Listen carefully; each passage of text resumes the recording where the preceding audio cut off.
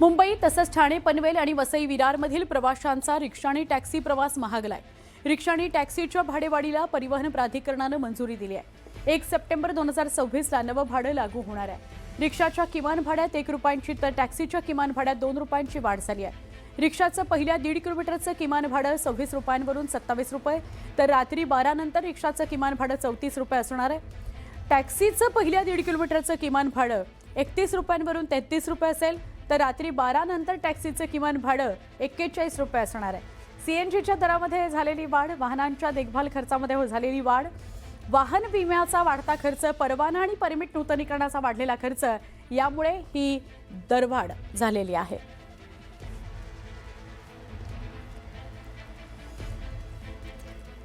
आखाती देशातील युद्धजन्य परिस्थितीचा फटका जळगावच्या चटई उद्योगाला बसलाय।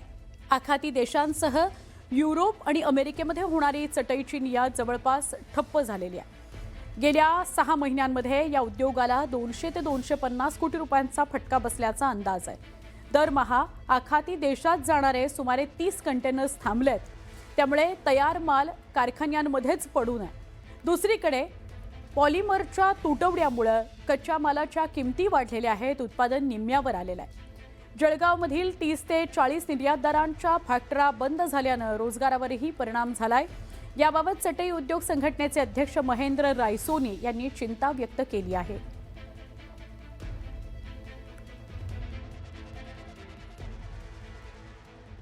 युद्ध सुरू झाल्यापासून ज्या पॉलिमर्सच्या किमती आहेत त्या प्रचंड वाढलेल्या आहेत। युद्धापूर्वी साधारण जे 90 रुपये किलोपर्यंत आपल्याला रॉ मटेरियल मिळत होतं, त्याच्या आजच्या घडीला किमती जवळजवळ 150 रुपयापर्यंत गेलेल्या आहेत आणि इतकी प्राईस हाईक मार्केट ॲक्सेप्ट करायला तयार नाही आहे।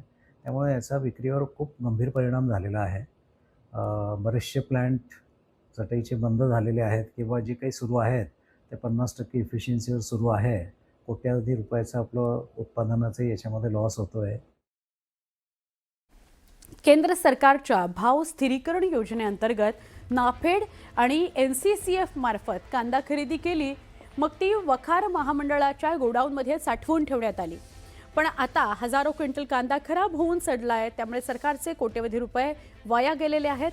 शिवाय कांद्याची प्रतवारी करण्याकरता वेगवेगळ्या गोडाऊनमध्ये काम करणारे हजारो मजूर यांना साधे मास्क देखील देण्यात आले नव्हते, त्यामुळे त्यांचं आरोग्यही धोक्यात आलेलं आहे। यापूर्वी कांद्याच्या भावात मोठी घसरण झाली होती। त्यावेळेला शेतकऱ्यांचा आक्रोश सुरू झाला होता आणि ठिकठिकाणी आंदोलन करण्यात आली होती। शेतकऱ्यांना दिलासा देण्यासाठी केंद्र सरकारने नाफेड आणि एनसीसीएफच्या मार्फत नाशिक जिल्ह्यातून 2 लाख पेक्षा जास्त मेट्रिक टन कांदा खरेदी करण्याचा उद्देश ठेवला होता। त्यापैकी जवळपास 1 लाख पेक्षा जास्त कांदा खरेदी केल्यानंतर तो एनसीसीएफ आणि नाफेडच्या गोडाऊनमध्ये साठवणूक करण्यात आला। मात्र आता आपण बघू शकतो की हा जो कांदा आहे तो सडायला लागलेला आहे। वातावरणाचा जो बदल आहे तो या कांद्याला बसलेला आहे आणि जवळपास 40 ते 50% पेक्षा जास्त हा जो कांदा आहे तो अक्षरशः खराब झालेला आहे, सडला आहे, त्याचा चिखल झालेला आहे आणि त्याच्यामुळे हा कांदा आता फेकण्याची वेळ एनसीसीएफवर येणार आहे। विशेष म्हणजे इथे कांद्याची ग्रेडिंग केली जाते, कांद्याची प्रतवारी केली जाते, तो वेळ निवडला जातो आणि त्याच्यासाठी इथे शेकडो मजूर काम करतात। त्याच्यात महिला मोठ्या संख्येने आहे, मात्र यांच्या आरोग्याची काळजी घेतली जात नाहीये, कारण हा जो कांदा आहे तो सडलेला आहे, त्याचा मोठ्या प्रमाणात वास येतोय। मात्र या महिलांच्या, या मजुरांच्या सुरक्षेसाठी त्यांना साधा मास्क देखील देण्यात आलेला नाही। त्यांच्यामुळे एनसीसीएफ आणि नाफेड हे फक्त पैसे कमवण्यासाठीच काम करत आहे का? आणि दुसरीकडे या कांद्याचा फायदा शेतकऱ्यांनाही झालेला नाही, ग्राहकांनाही झालेला आहे। त्यामुळे केंद्र सरकारचे जे कोट्यवधी रुपये आहे ते वाया गेल्याचे चित्र इथे दिसून येत आहे। बाबू शेख, न्यूज 18 मराठी, लासलगाव।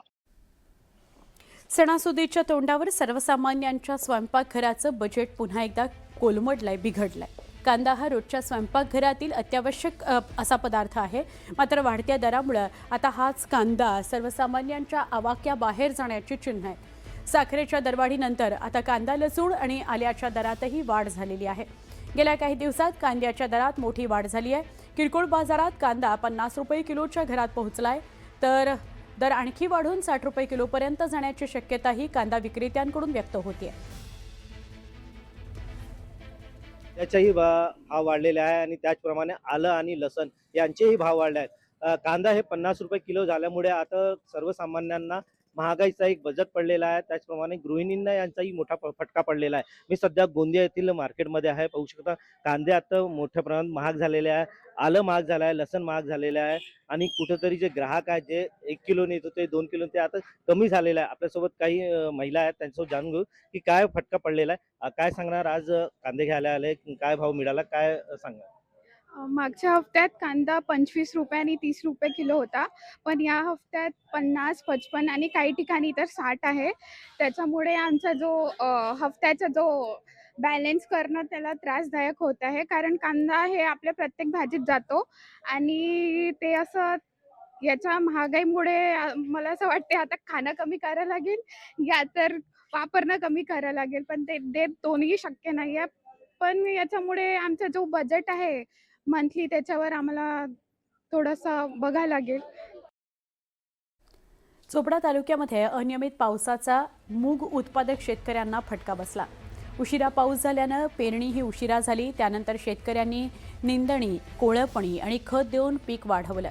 पण अनियमित पाऊस, धुवारी आणि उष्ण तापमानामुळे मूग पिकाला शेंगाच लागल्या नाहीत. काही ठिकाणी शेंगा लागून सुद्धा दाणे भरले नाहीत. त्यामुळे शेतकऱ्यांनी उभ्या पिकावर बैलजोडीनं वखर फिरवलाय, तर काहींनी रोटावेटर फिरवून पीक नष्ट केलंय. मशागत पेरणीपासून केलेला सगळा खर्च आणि मेहनत वाया गेली आहे. तरीही शेतकरी खचलेला नाही. आता रब्बीच्या पेरणीच्या तयारीला लागलेला आहे. धाराशिव बीड जिल्ह्याच्या सीमेवरील मांजरा नदीवरील पूल गेल्या वर्षी अतिवृष्टीत वाहून गेला. पण वर्ष उलटलं तरी या पुलाची दुरुस्ती झालेली नाही. प्रशासनाकडे वारंवार मागणी करून सुद्धा दुर्लक्ष होत असल्याचा आरोप शेतकऱ्यांनी केलाय. पूल नादुरुस्त असल्यानं शेतकरी आणि वाहन चालकांना रात्री अपरात्री जीव मुठीत घेऊन प्रवास करावा लागतोय. अतिवृष्टीच्या नुकसानीसाठी सरकारनं हजारो कोटींचं पॅकेज जाहीर केलं होतं. मग या पुलाच्या दुरुस्तीकरता पैसे गेले कुठे, असा सवाल शेतकरी करतोय. या नादुरुस्त पुलाचा आढावा घेतला आमचे प्रतिनिधी बालाजी निरफळ यांनी. ज्या पुलावरती आहे हा धाराशिव आणि बीड जिल्ह्याच्या सीमेवरती मांजरा नदीवरील एक छोटासा पूल आहे. हा खरं तर आंतर मार्ग जरी म्हणलं बीड आणि धाराशिवला जोडणारा तरी वावगं ठरणार नाही. ह्या पुलात गेल्या वर्षी अतिवृष्टी झाली होती आणि या मांजरा नदीला जे पाणी आलं होतं त्या पाण्यात वाहून गेलेले हे सगळे पुलाचे कटडे जे आहेत ते वाहून गेलेत. सरकारनं 31,000 कोटीचं पॅकेज जे आहे ते जाहीर केलं आणि या पुलाची दुरुस्ती करू असं सांगितलं, किंवा या पुलाच्या सगळ्या ज्या अशा वाहून गेलेले रस्ते आहेत, पुलं आहेत, त्याच्यात त्याची निधी केली. मात्र 1 वर्षाचा कालावधी लुटलाय. आपल्याला वस्तुस्थिती दाखवतोय. ही वस्तुस्थिती जशाला तशीच आहे की ही पुलाचे कटडे जे आहेत ते वाहून गेले तसेच आहेत. या रस्त्यावरून अनेकदा शेतकरी असतील, छोटे मोठे व्यापारी असतील, हे ये जा करतात. मात्र अपघाताचा धोका तर आहेच, किंवा पुन्हा जर काही पाणी आलं तर काय आलं त्याचाही धोका आहे. ही पुलाची दुरुस्ती होत नाहीये. या परिसरातील हे सगळे शेतकरी ये जा करत असतात. काय झालं होतं नेमकं पुलाला, आताची काय परिस्थिती कशी आहे? आता जर मोठं जर वाहन आलं तर साईडनं जनावर, शेळ्या, माणसाला सुद्धा चालता येत नाही. का तर भीती आहे साईडला पडण्याची. थोडं बी मोठं जर वाहन आलं तर चालता येत नाही. आणि ह्याच्या अगोदर एकदा ही जिथं देवस्थानला असतं त्यांच्या पदरून त्यांनी 1-2 वर्ष अगोदर स्वखर्चानं काम केलेलं होतं. याच्याकडे सरकारचं काही सुद्धा लक्ष नाहीये आणि आम्ही वारंवार निवेदन देऊन सुद्धा हे काम झालेलं नाही. सरकार निवेदन देऊन कधी हे कधी झालेलं होतं, कधी सगळे नादुरुस्त झालं होतं पूल? हे नादुरुस्त झालेला डिसेंबरच्या आसपासच्या झालेला आहे.